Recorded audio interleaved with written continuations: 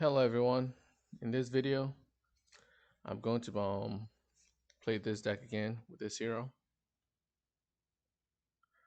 Jacob Fair. There we go. The hero that lets you as a player attack.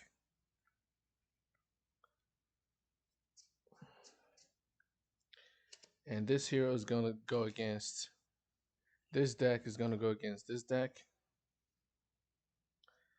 that has woodbenders,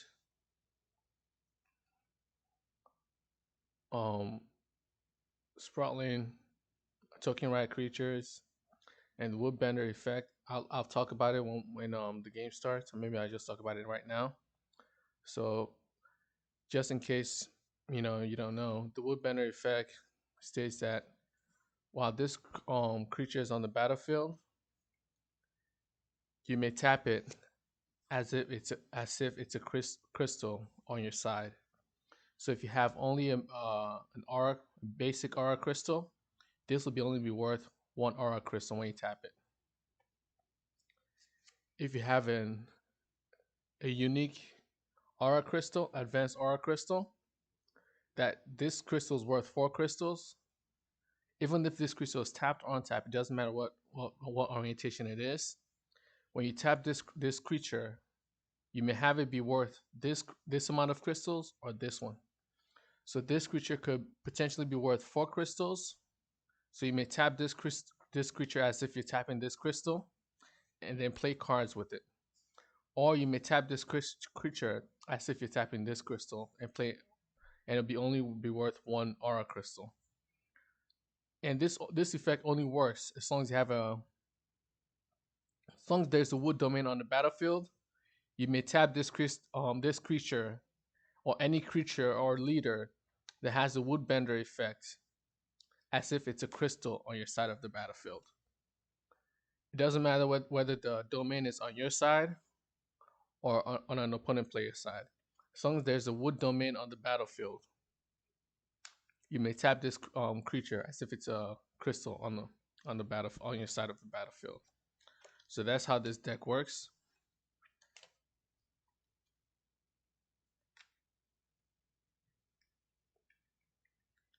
So I'm just gonna shuffle the deck. Excuse me.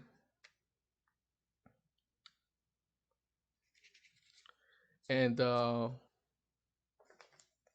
effect, the identity that I'm gonna use for this side is the Jacob Fair identity.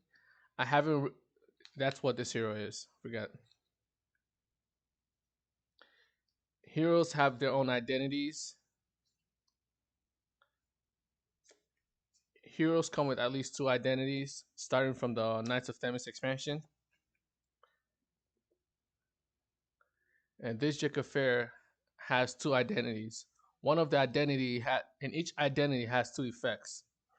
The effect that I'm going to choose for this deck, the identity, players can, at the start of the game, a player can have one identity throughout the entire game.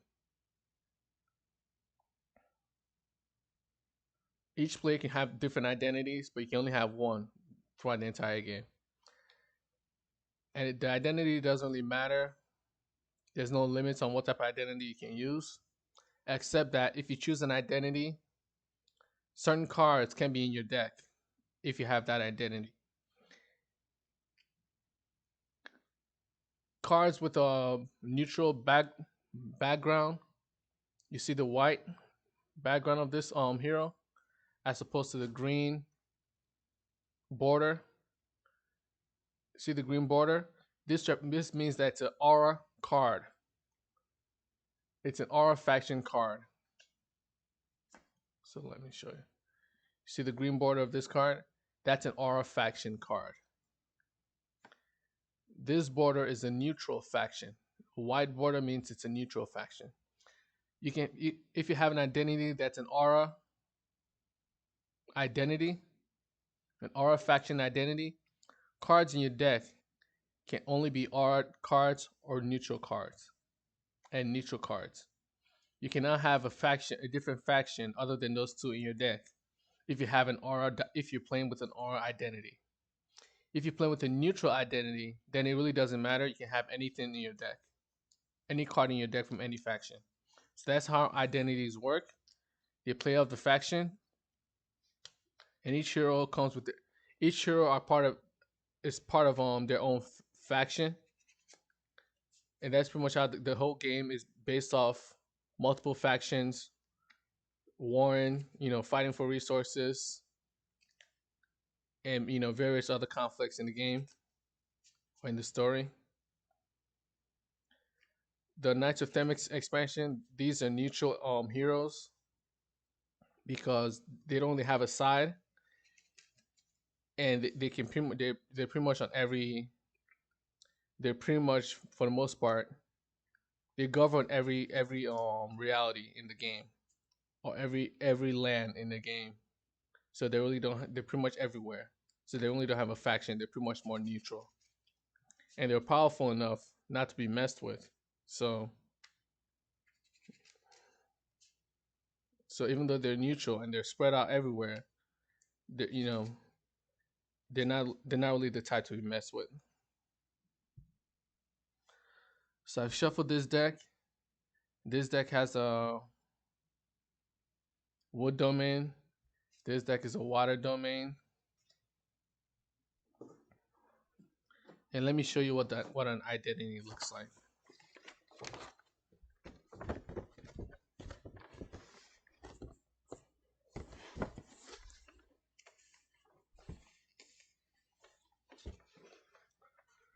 So this isn't it.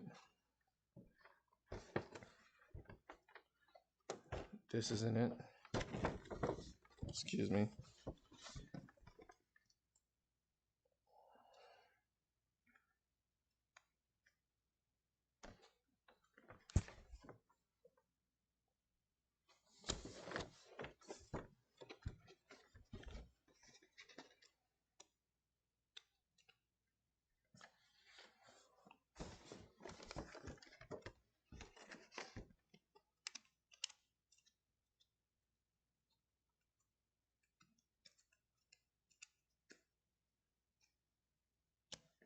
Okay, here it is.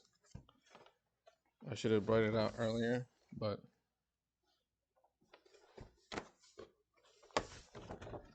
I didn't know I would need it.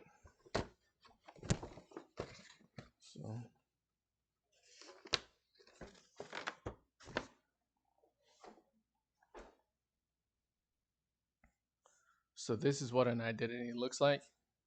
If you watch the previous videos, you'll see, because I've used this a few times already. So this is a hero, Karamia hero, and this is one of her identities. She has two of them, and each identity has two effects that you can use during the game.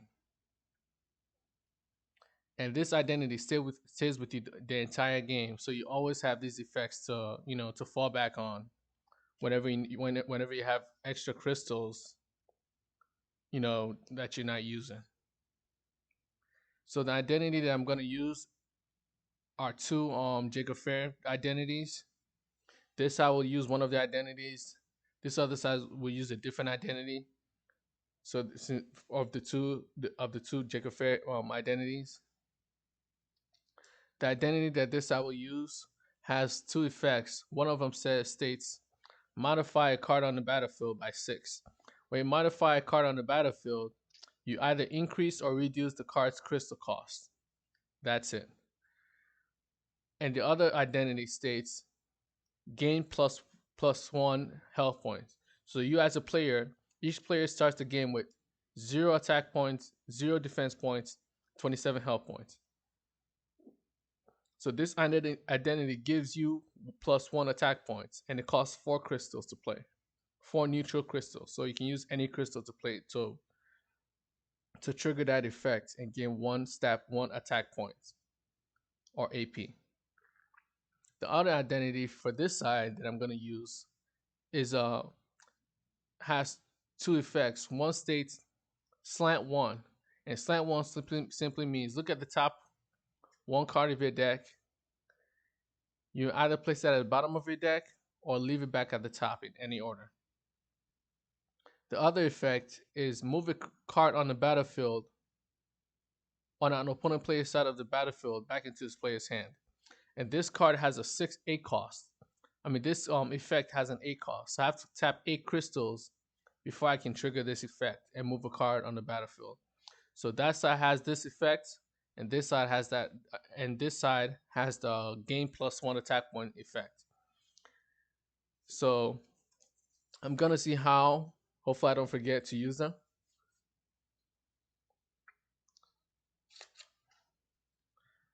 So I want to see how who wins between these two decks.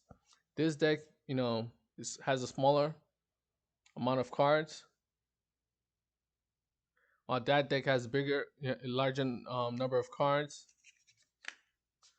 But that deck is more of supposed to be a ramp deck, while this deck is pretty much also. This is also a ramp deck, but it's not the same. It doesn't have big cards. That deck has bigger cards than this one, or higher cost cards than this one. So I finished shuffling. I guess I'll shuffle one more time.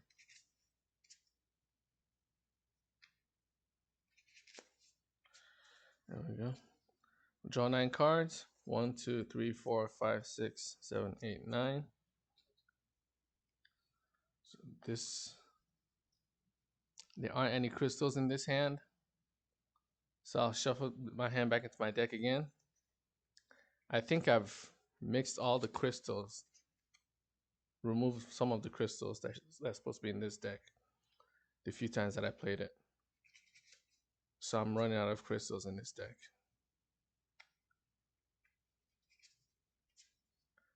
So let me draw 8 cards. 1, 2, 3, 4, 5, 6, 7, 8. Okay, this time I have crystals. And I actually like my hand. I have 2 crystals, a starting creature, a 1-cost creature. I have my hero right on top. And I'll keep this hand. Now it's this side's turn. I'll draw 9 cards. 1, 2, 3, 4, 5, 6, 7, 8, 9.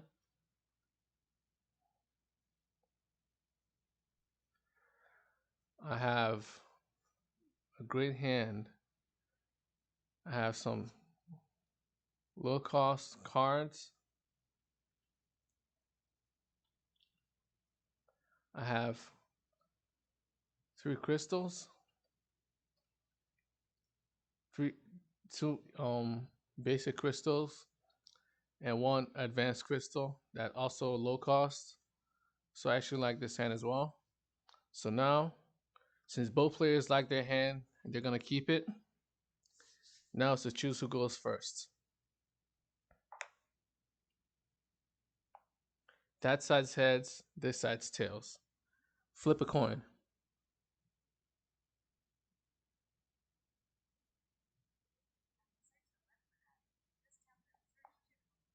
Oops. Flip a coin.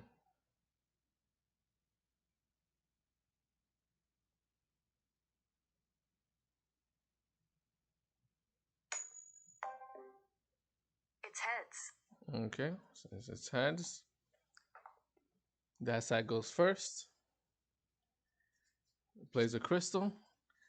When there are only 2 players playing, the first player doesn't get to draw a card at the start of their turn, but every turn after, each player draws a card at the start of their turn. So this player plays a card. I could play this Stormy Desert domain, but the moment I play this domain, I'll lose my I'll lose my wind domain, my wood domain, and I'll have lightning.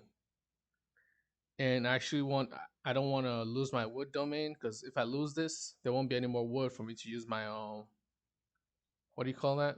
My woodbender rat creatures. And I actually want those at the start of my turn. I mean, at the start of a game. So right now, I'll do nothing else. I'll end my turn.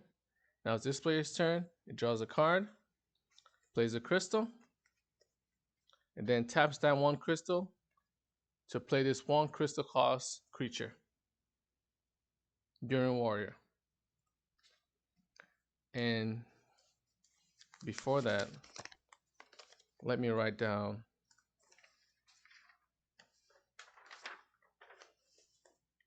the stats of this of each player. So 27 health on that side, 27 health on this side, 0 attack, 0 defense, 0 attack, 0 defense.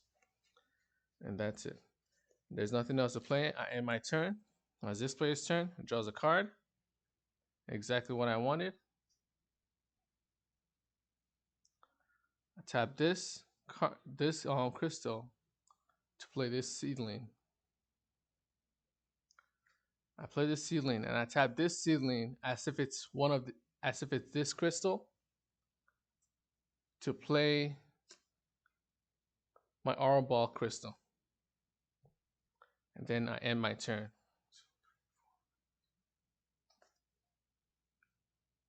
Now it's this player's turn. Draws a card. Plays a crystal. There's nothing else to play. I attack. So I deal 2 damage. There's 2 attack points. When this creature attacks, its 2 attack points means it deals 2 attack damage to anything it attacks or blocks. So this creature attacks the opponent player and deals 2 damage to the opponent player. So the opponent player's 27 health points will be reduced by 2. So the opponent now has 25 health points. I have nothing else to play. I end my turn. This player gets a turn. Oh, I forgot to do something that's very, very useful, which is slant 1. But I draw a card. First, I untap everything that I have. I draw a card. Then I tap 0 crystals to slant 1. I like the hand that this is the card that's on top of my deck. Another Woodbender, which is good. Place it back in at the top. Now I have 4 crystals, 1. So I have about 9 crystals right now that I can use to play cards. I play my 1 crystal this turn. Now I have 10 crystals that I can use to play cards.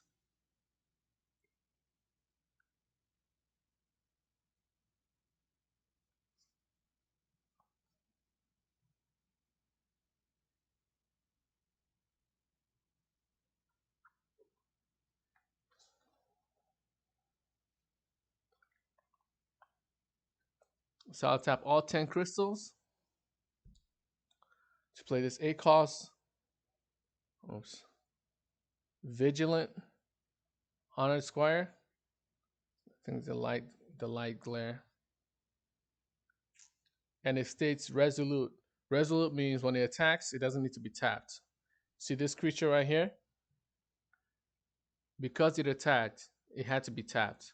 While since this creature has resolute, when it attacks, it stays upright. And creatures that are upright or in portrait, untapped, can block creatures that attack. Creatures that are tapped cannot block creatures that are tapped. That attack. Sorry about that. So I tap 10 crystals to play these 2 cards that are both worth 10. 8 and 2, 10. And you can see how they have the same effects. Resolute. This creature gains +1 attack points, +1 defense points, and +1 health point during your opponent's turns until the end of those turns. This creature also has the same thing, Resolute. This creature gains +1 attack points, +1 defense points, and +1 health points during your opponent's turns until the end of those turns. So I tap all these 10 to play these 2 creatures. This is why I like this deck, because it can ramp up so quickly. You can start playing big cards very, very early on, simply because of this creature, these Woodbenders. So I have nothing else to play. I've used all my crystals, my resources. Now it's this player's turn. Untaps a card. That's the only card that's tapped.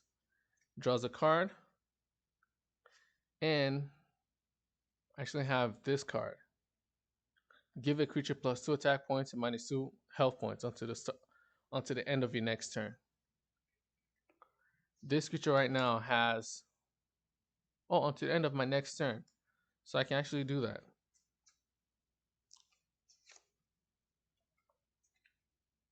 I play this crystal. I tap 2 crystals to play Windfall. Give a creature +2 attack points and -2 health points until the end of my next turn. I give it to this creature. This creature right now has two health points +1 because it's now this player's turn, which is an opponent. So this creature temporarily has plus. This creature has 3 health points right now. So it gains -2 health points. So now it has 1 health point. During the next player's during its controller's turn, its health point will go back to 2. That's when this creature will die. So right now I play it. Nothing happens because the creature doesn't die because it still has that extra 1 health that it gains during an opponent player's turn, which is this side. But during the next turn, it'll be its controller's turn. Then it'll lose that 1 health point, and then it'll die. So I give it +2 attack points, +2 health point. I have nothing else to play, really. I end my turn. I do not attack because there's really no point. Now it's this player's turn. Untaps everything that it has. Then draws a card. Then taps 4 to play Woodmorpher. So now I have 5, 6, 7, 8, 9, 10, 11. Now I have 11 crystals to play cards. And this creature dies at the start of the turn since it goes back to 0. Well, actually, at the end of this turn. So it dies. Goes into its player's mortuary when it dies. And now I have 11 crystals to play cards.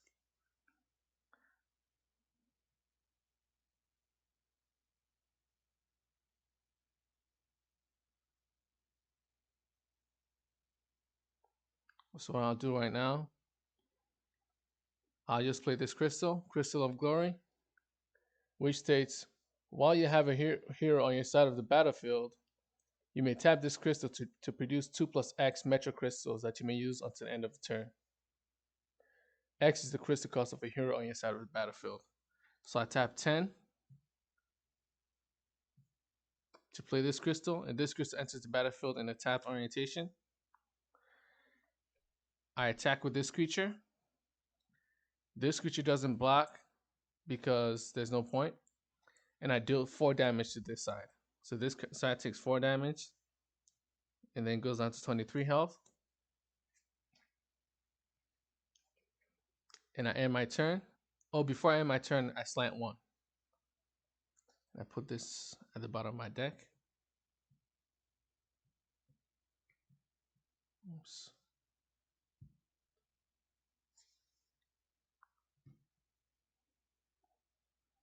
Now it's this player's turn. Untaps all tapped cards. Draws a card. And then taps 3 crystals to play Crystal of Epiphany, which states this crystal enters the battlefield in the tapped orientation. When this crystal enters the battlefield, summon up to 3 token copies of any basic crystal that are on your side of the battlefield.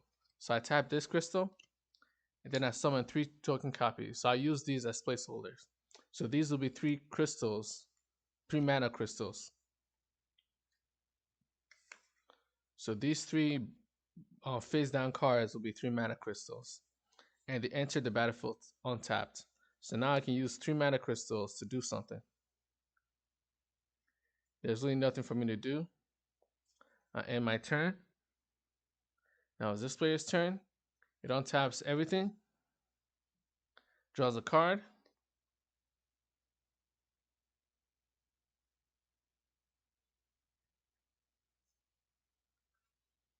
And then overdrafts. Overdraft means You may draw after you draw your first card at the start of your turn.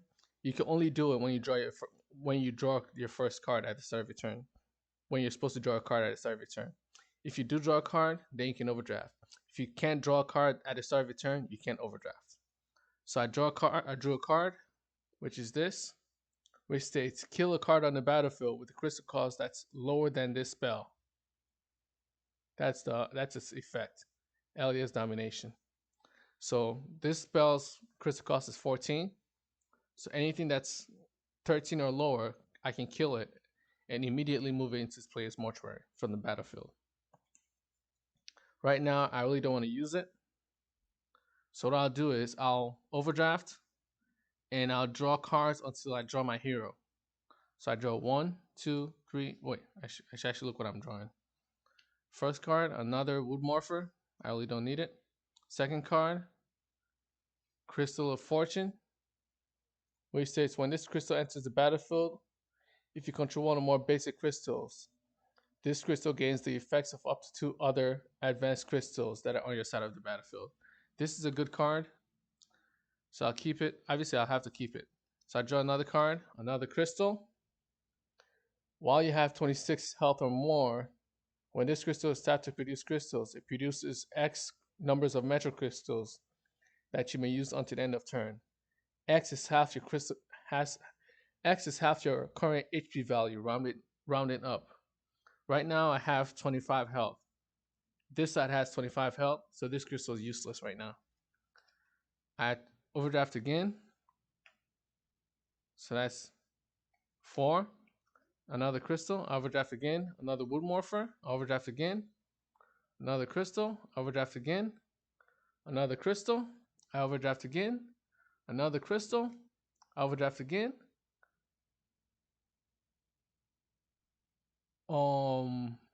A domain. So let me look at how many cards I've overdrafted right now. You can only overdraft up to 9. So 1, 2, 3, 4, 5, 6, 7, 8, 9. So I overdrafted 9, and I still didn't get my hero. So that's not a good thing. But I'll just accept it for now.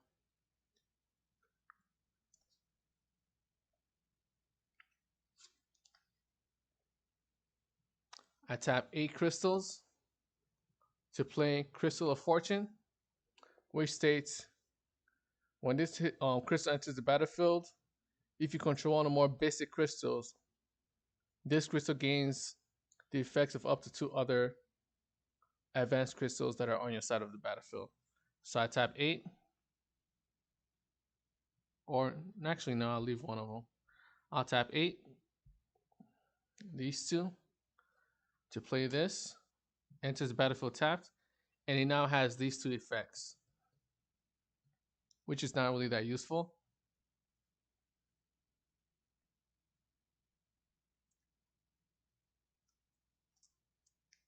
I have 1 crystal left from the 8 that I tapped.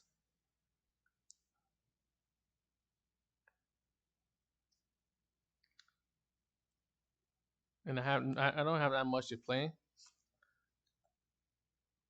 So this crystal now is worth 4 plus 2. That's 6. So I tap this crystal, this creature, as if it's this crystal. So this creature now is worth 6. I use it to play on Vigilant. And I really have nothing else to play. But I still have 1, 2, 3, 4, 5, 6, 7, 8, 9, 10, 11, 12. I have 12 cards in my hand. So I have to get rid of 3. I get rid of these 3. Now I have 1, 2, 3, 4, 5, 6, 7, 8, 9. You can only have 9 cards in your hand at the start of a turn. And I tap. I don't know if I slanted 1 yet or not. So I'll slant 1 again this turn. And I've overdrafted 9. 1, 2, 3, 4, 5, 6, 7, 8, 6, 7, 8, 9. That means since I overdrafted 9, my 9 upcoming turns, I'll be able to draw a card at the start of my turn. Now I tap 8 crystals. I think I have 8. 2, 6. Now I'll have 6. so I don't have 8 crystals to tap.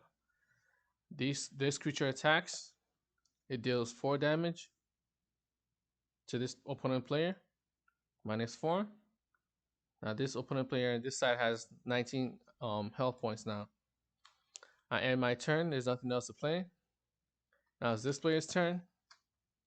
Untaps everything. Draws a card. It's exactly what I needed. A crystal. Now I have 1, 2, 3, 4, 5, 6, 7 crystals. I played my crystal. Now I have 8 crystals. I tap all 8 crystals to play my hero, Jacob Fair. Now this player's 0 attack points and 0 defense points will now be 3 attack points and 1 defense point, because the attack points and defense points of hero are added to the players. So now it'll be 3 and 1. I do not attack.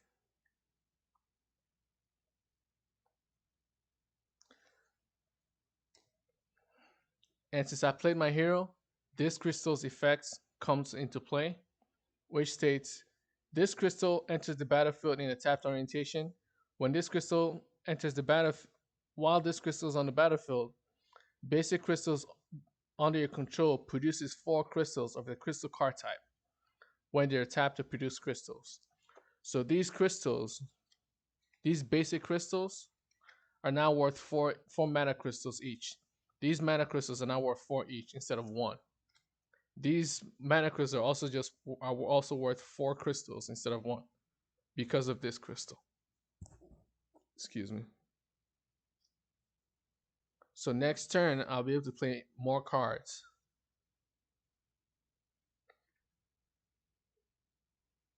I end my turn because there's nothing else to do. Now it's this player's turn. Untaps everything. And this is worth 6. So I'm going to tap 6, 6, that's 12, 13, 14 to play this card. Elya's Domination, which states kill a card on the battlefield with a crystal cost that's equal to or lower, that's lower than this spell. Sorry, it's not equal to, but lower than, kill a card on the battlefield with a crystal cost that's lower than this spell. So I play it and I kill this card. This card has a crystal cost of 8. This card has a crystal cost of 14. So this is lower. I kill it, enters this player's mortuary. Now this opponent player that had 3 attack points and 1 defense points, now goes back to 0 attack points and 0 defense points. And then I play this crystal. I tap 7, 6, 8. Oh wait, 4, 5, 6.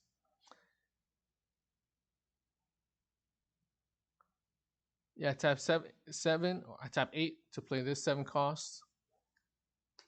And I gain the effects of this creature, of this crystal,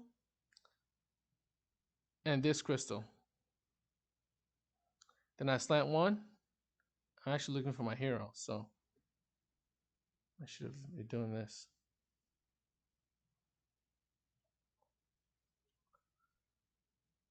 So now this crystal is now worth 6 plus 4. That's 10.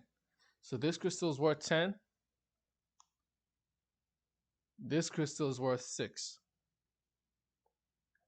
And now these creatures, I can tap them as if they're worth 10 crystals. This ends. There's nothing else for me to do.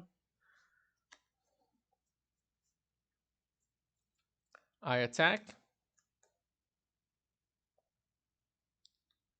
with these 2 creatures. Actually, no, before I attack, let me see. There is something I can do. I can tap the remaining 1 crystal to play this seedling.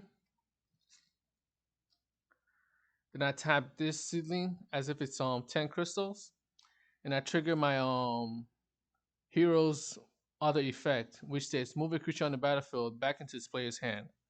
Now move this creature back into its player's hand. These two attack. That's 4, 5, 6, 7. I deal 7 damage to this side. So 19 minus 7, 12. I end my turn. There's nothing else to play. Now it's this player's turn. Untaps everything. Draws a card. And then what I'm going to do is I'm going to overdraft on this side as well. Look for my hero again. So I overdrafted 1, 2, 3, 4, 5, 6, 7, 8, 9. I overdrafted 9 as well on this side.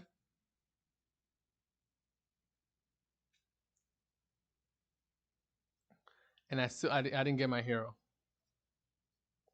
But I've got a bunch of creatures.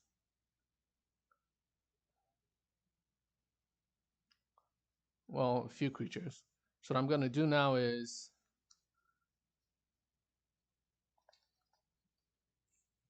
I'll tap 4 crystals to play Crystal of Epiphany, which summons me 3 more basic crystals that are worth 4. So I summon 3 crystals. Now I have a lot of crystals to play cards with. So I'll tap 4 crystals plus that the remaining 1 from the previous crystal that I tapped. So that's 5 to play this creature, Buren Commander.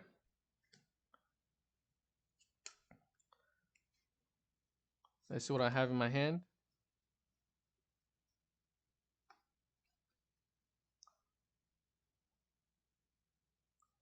And I think I can get rid of these two creatures. So before I do that, let me play these creatures. So this is a 3 cost, 1 cost, that's 4, 5, 6, 7. So I tap 8.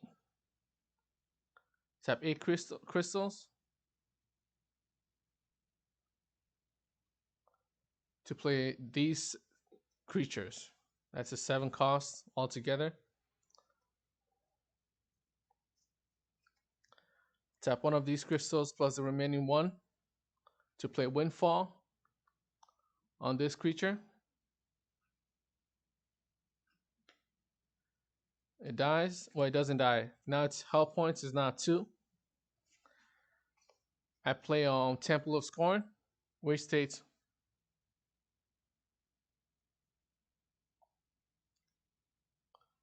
move a card with a crystal cost of 2 or lower from your mortuary into your hand.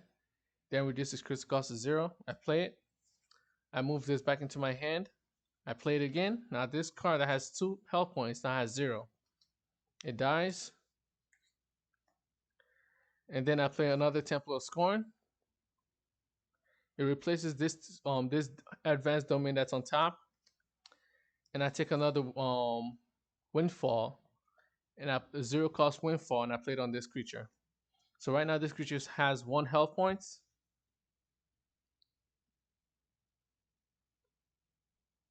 But at the start of his player's next turn, at the end of this turn, its health point goes to 0, and it'll die. I still have a few crystals left to play.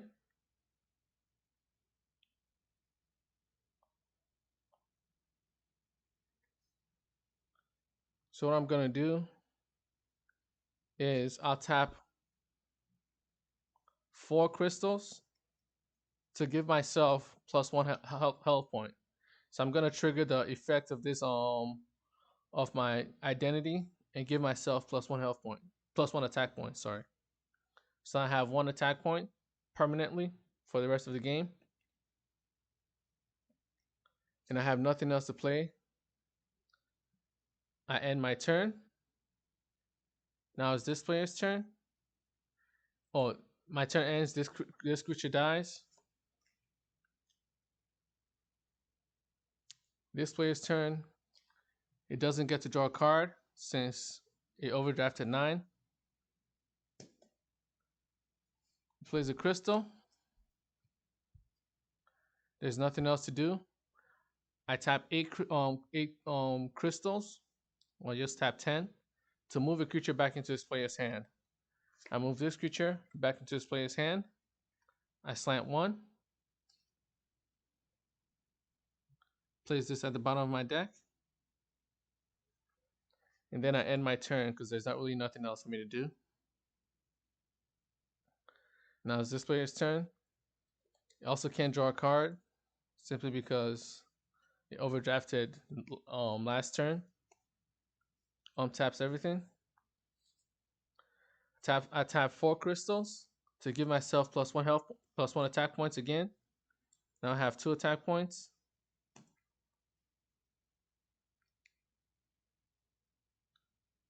Then I tap 8 crystals to play Temple of Law twice.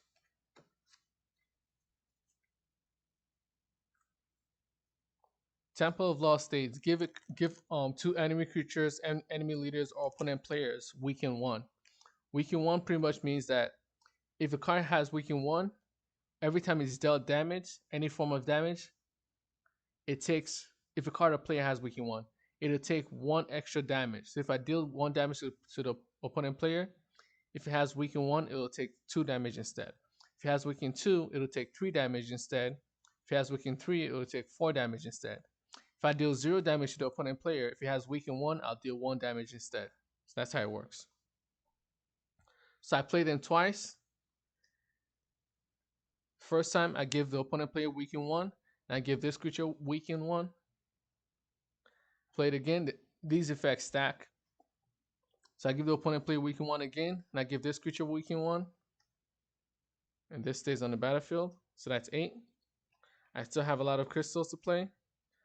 I tap 5 crystals to play my creature, Iberian Commander. And let me just show you. I don't think I had it on the board long enough. There we go. So that's it. These creatures attack. These creatures attack. And you tap them to indicate that they're attacking. So now I can either block or not, or not block with these 2 untapped creatures. I choose to block. I think this side is already dead because it has no creature. It's already lost. It has no creatures.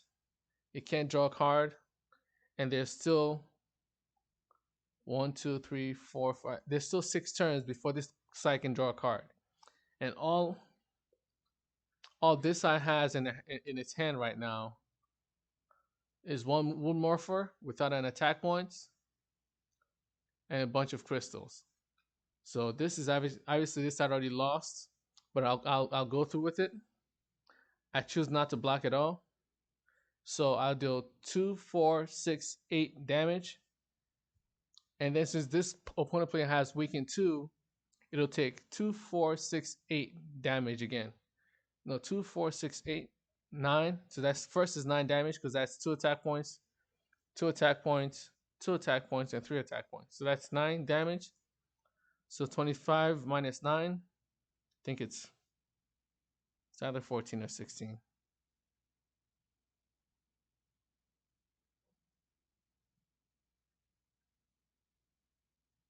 16, yep.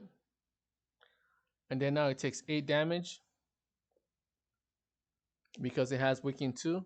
So for each creature that attacks it, it'll take 2 additional damage. So 2, 4, 6, 8. So 8 minus 16 is 8. And that ends this player's turn. Or it doesn't. Let me see.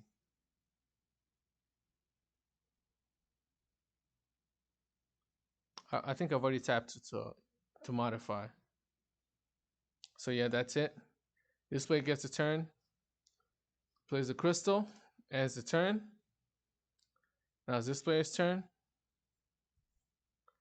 It deals another 17 damage.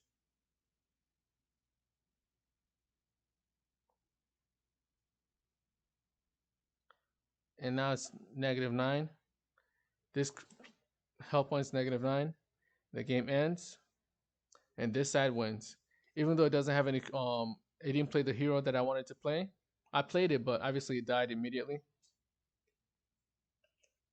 So this side wins. That side lost, pretty much because of.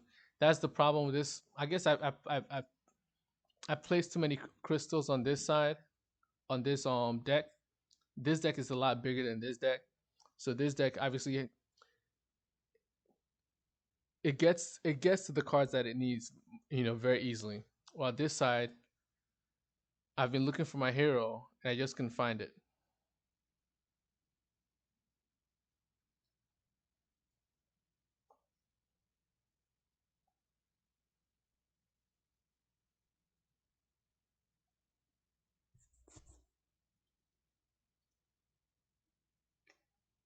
I've been looking for my hero.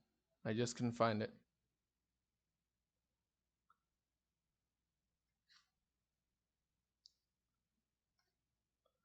So that ends this